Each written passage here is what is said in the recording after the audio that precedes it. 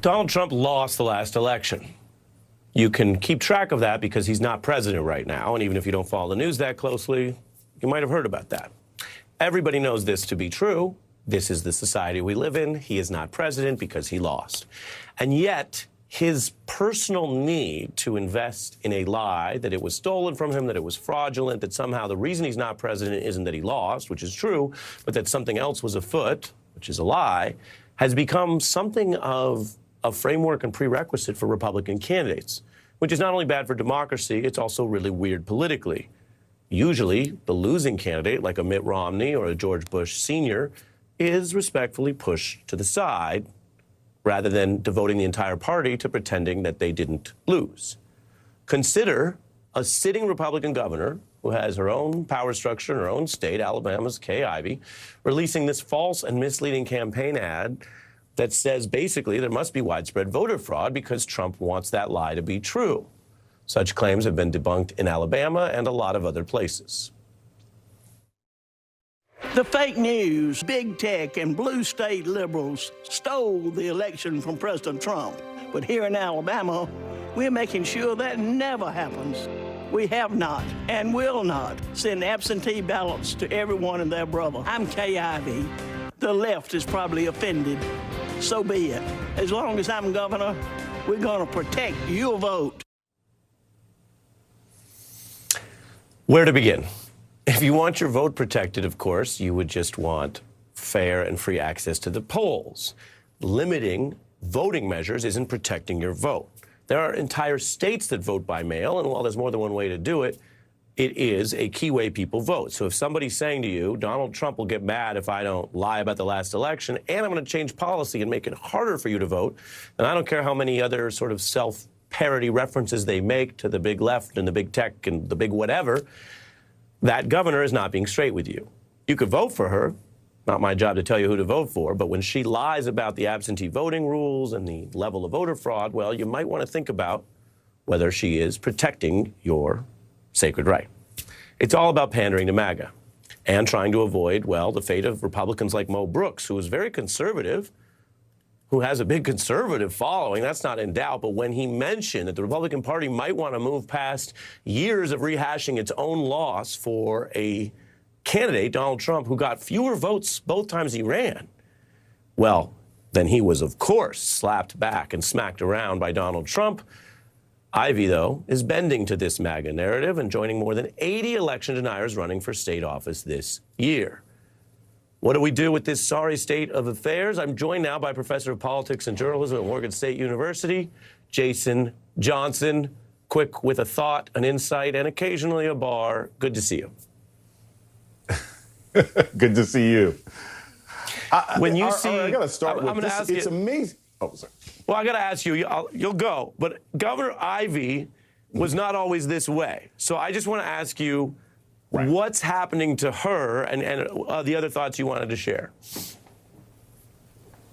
Well, what's happening to her is that this is where the money is. This is where you can always follow the money. Republicans across the country see that the people who are aligned with MAGA, Marjorie Taylor Greene and Matt Gaetz and Donald Trump, that is the place where you raise money to run. Look, the neck and the wrist don't lie, right? They see where the cash is, and they say that if I take on these crazy positions, I will have access to that campaign cash. So it's dangerous for democracy, but beneficial for politicians like Ivey and people around the country to promote this lie.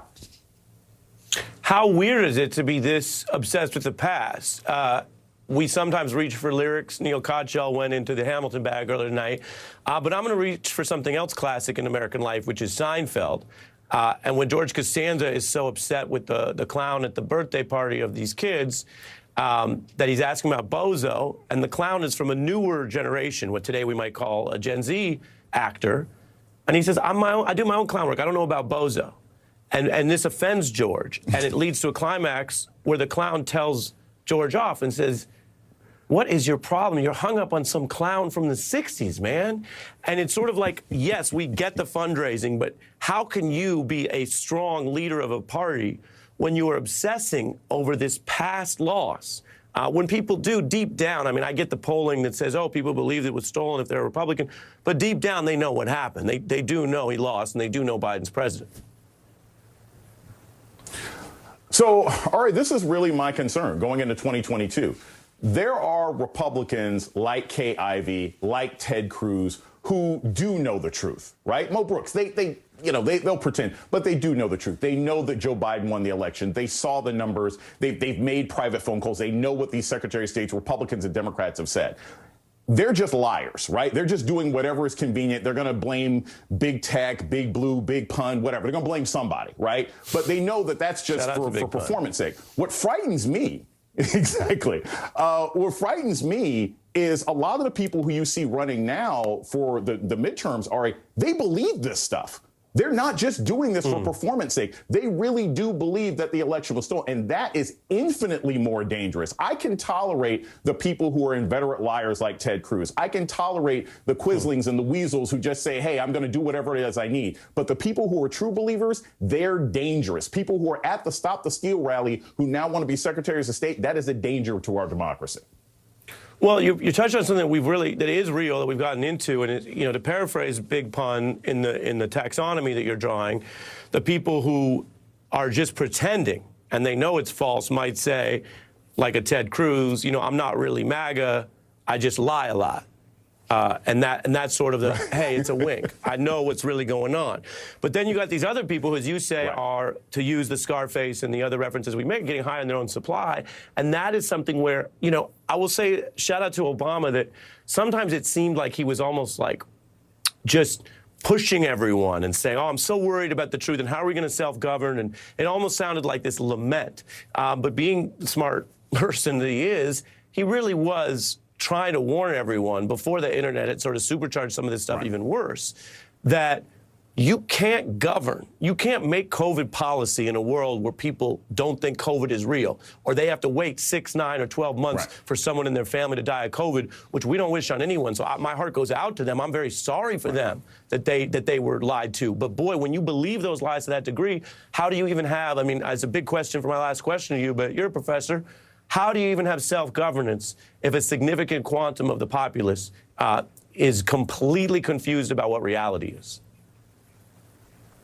I used to always say, Ari, with any sort of political conflict, this goes back to, I was saying this during Ferguson, the country can't heal if we can't agree on what the diagnosis is of what got us sick.